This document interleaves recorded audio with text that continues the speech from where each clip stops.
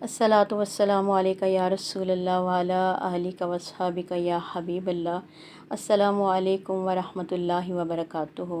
आज हम आपको एक ऐसा किस्सा सुनाएंगे, एक दीवाने का, आशिक रसूल का, जिसे पढ़कर इंशाअल्लाह अज़्ज़ व जल आपका इश्क रसूल और बढ़ जाएगा और आप कसरत से दुरूद व सलाम पढ़ेंगे।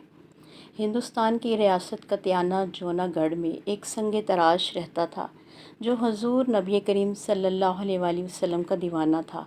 दुरूद शरीफ से इसे मोहब्बत थी। काम के दौरान भी वो दुरूशी पढ़ता रहता था। दुरूद शरीफ की मशहूर किताब दलाइलुल खैरात इसे ज़बानी याद थी।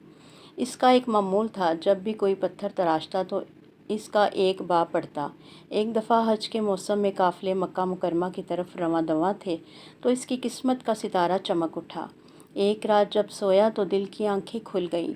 क्या देखता है कि मदीना मुनव्वरा में हाजिर है और हजूर नबी करीम सल्लल्लाहु अलैहि वसल्लम भी जलवा फरमा है। सुबहान अल्लाह, सब्ज़ गुंबद के अनवार से फ़ज़ा मुनव्वर हो रही है और मस्जिद नबी सल्लल्लाहु अलैहि वसल्लम के मीनार भी नूर बरसा रहे हैं, मगर एक मीनार का कंगरा शिकस्ता था।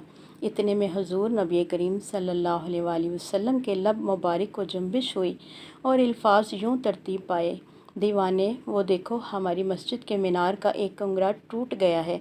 तुम हमारे मदीना मुनव्वरा में आओ और इस कंगरे को अज़्ज़र नू बना दो।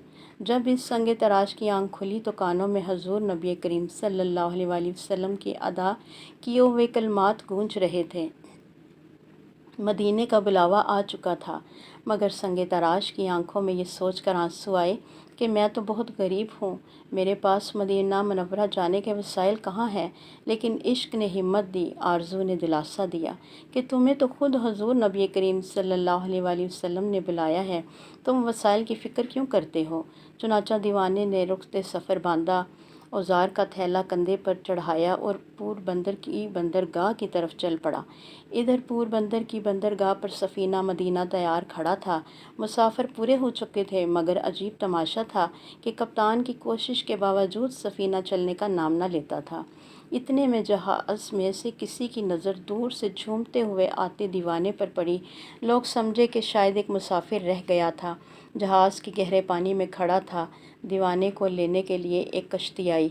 दीवाना इस कश्ती के ज़रिए जहाज़ में सवार हो गया।